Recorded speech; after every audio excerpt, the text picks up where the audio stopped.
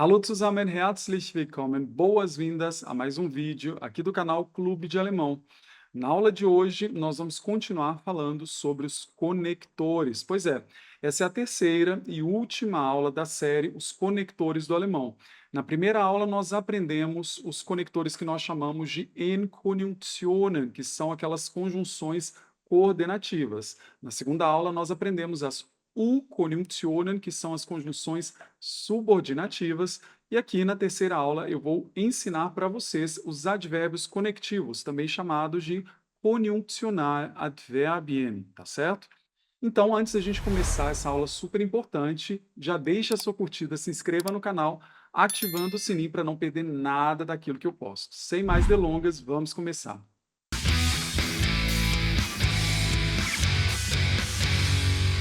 Nessa terceira parte, nós vamos aprender os Konjunktionaladverbien. Vocês também vão encontrar aí na literatura como adverbiale Konjunktionen, conjunções adverbiais, tá?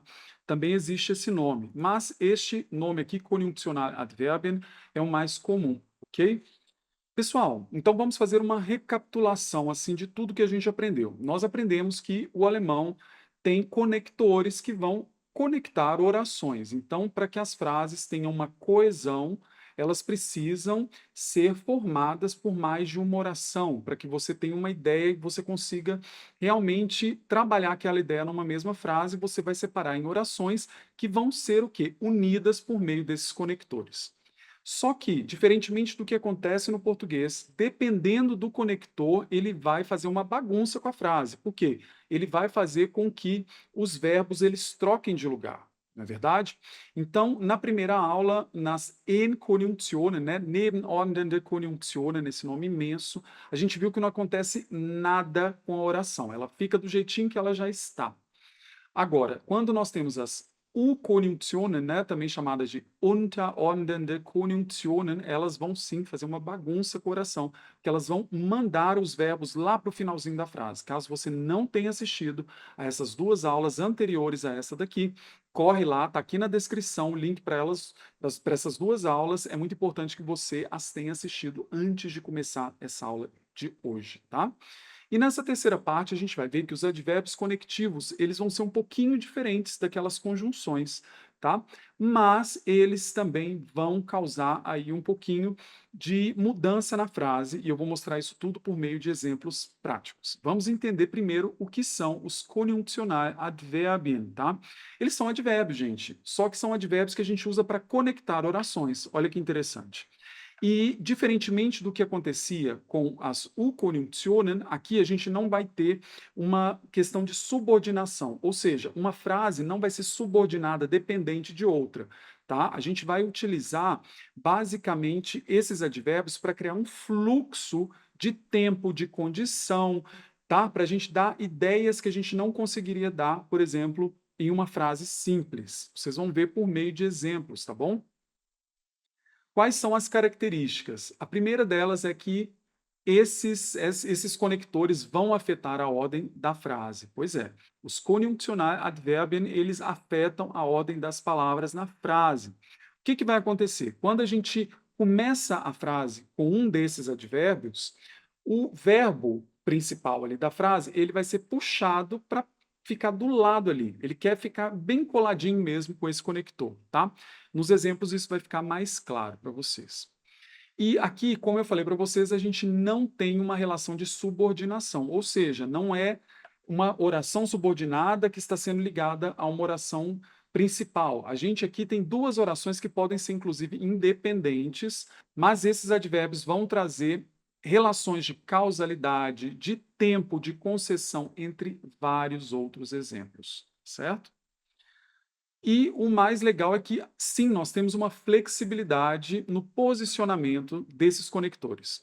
Porém, é muito mais comum que a gente inicie a oração com eles, tá? Não a frase. A frase, no caso, vamos supor que eu tenho uma frase com duas orações, tanto faz que a oração em que eu tiver um desses conectores esteja na primeira oração da frase ou na segunda, não tem problema.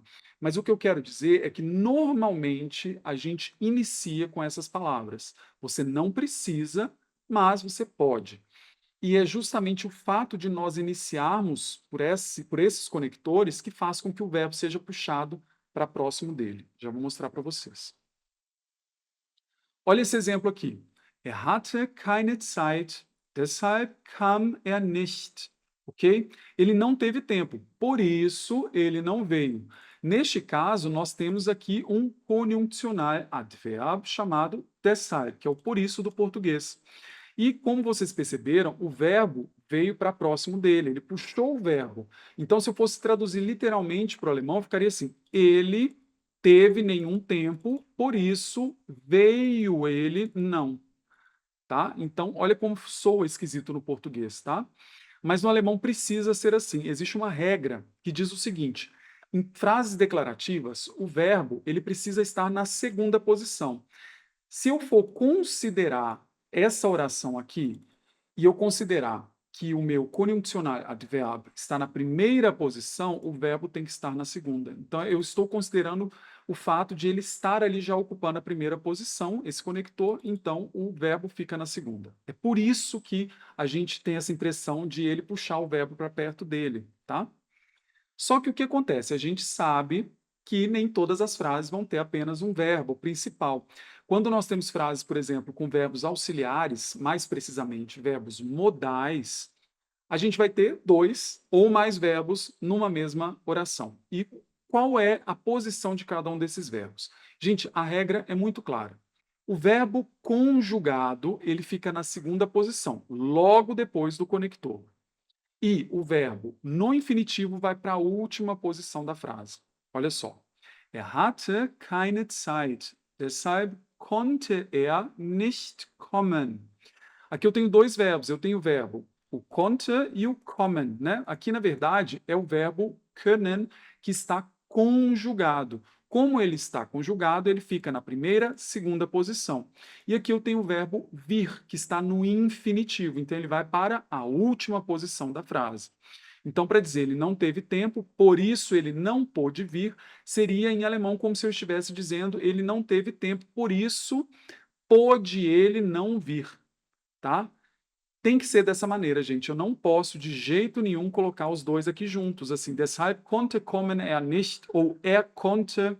Pior ainda seria se eu colocasse aqui, ó, er konnte nicht kommen. Não pode também. Por quê? Porque, neste caso, eu estou considerando aqui a primeira posição, aqui a segunda e aqui estaria na terceira. O verbo no alemão jamais vai aparecer na terceira posição da frase. Combinado? Vamos aqui para os top 5 advérbios conectivos mais usados no alemão. O primeiro deles, que a gente acabou de ver, é o deshalb, que significa por isso, ou então pode ser também portanto, dependendo aí da tradução. Tá? Então, vai expressar o quê? Uma consequência ou um motivo. Exemplo, es regnet, deshalb bleibe ich zu Hause. Está chovendo, por isso eu fico em casa. Perceba como o verbo foi ali para o ladinho dele, né? Então, seria como se eu estivesse falando, por isso fico eu em casa, tá? Aí, no início da aula, eu falei para vocês que é possível a gente flexibilizar a posição desse advérbio na frase. O que acontece? Quando eu começo a oração, aqui eu tenho uma oração, aqui eu tenho a vírgula separando essa oração, e aqui eu tenho outra oração. Aqui eu começo a contar 1, 2, 3 e 4, tá? Quando eu começo com ele, aí sim o verbo tem que ficar lá na segunda posição. Agora, e se eu falasse da seguinte maneira? Ao invés de dizer es regnet, deshalb bleibe ich zu Hause, eu poderia falar es regnet, ponto. Ich bleibe zu Hause, ok? Ou seja, chove, eu fico em casa. Eu poderia falar no português da seguinte maneira: está chovendo, eu fico, por isso, em casa. Ou seja, eu não preciso começar pelo por isso. Então, no alemão, eu conseguiria colocar o deshalb aqui. Ich bleibe deshalb zu Hause. Tá? Só que o que acontece? Neste caso, nós temos dois períodos completos e fica muito mais sofisticado se a gente conseguir unir essas duas orações em uma frase apenas, colocando a vírgula. Tá? Essa é, de longe, a maneira mais comum que nós vamos utilizar esses advérbios. Mas eu acho importante que você saiba que eles podem sim aparecer dessa maneira aqui, no meio mesmo da oração. Se isso acontece, qual é a regra que vai prevalecer? É aquela regra das frases declarativas, em que o verbo conjugado fica na segunda posição, tá? Então, outra forma fácil de você entender é que o verbo sempre fica na segunda posição. Então, se na primeira posição eu tenho esse advérbio, logo o verbo vem depois dele. Se na primeira posição eu tenho o sujeito, o verbo vem depois dele, tá? É só isso. Vamos para o segundo do nosso top 5, que é o trotzdem. Mesmo assim, vai indicar então uma oposição. A gente usa o tempo todo, tá? Também para dizer contraste. Então, olha só, quando eu falo assim, er ist krank, trotzdem geht er zur Arbeit. Ele está doente, mesmo assim ele vai ao trabalho. Vocês perceberam que aqui eu tive que repetir, né, o sujeito. O que que acontece? No alemão, aqui no caso, nós temos duas orações, tá? Essas orações elas são independentes. E o que acontece? A gente não pode omitir o sujeito, tá? No alemão. Então, sempre as orações precisam ter sujeito. No português, como o sujeito é o mesmo, a gente pode omitir. Então, você pode dizer ele está doente, mesmo assim vai ao trabalho, omitindo então o ele. No alemão, isso não pode acontecer, tá? Você é obrigado a colocar mais uma vez o sujeito. A única forma que você tem de não precisar colocar novamente o sujeito é nos exemplos da primeira aula que a gente teve, das Enkonjunktionen, das nebenordnende Konjunktionen, que são aquelas conjunções coordenativas. Neste caso, aí vocês pode, se o sujeito for igual para as duas orações, você pode omitir o da segunda. Aqui não. Aqui você tem que falar ele de novo, tá? Por isso que eu coloquei aqui entre parênteses. Vamos agora para o número 3. Außerdem, além disso, você quer colocar uma informação adicional. Ich habe keine Zeit. Außerdem habe ich keine Lust. Ou seja, eu não tenho tempo. Além disso, eu não tenho vontade. Lembrando, né? O verbo fica ali do ladinho.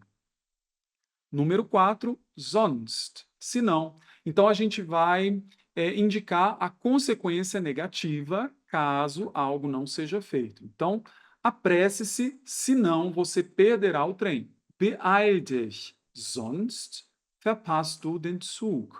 Ok? Então, seria a número 4, muito usada também.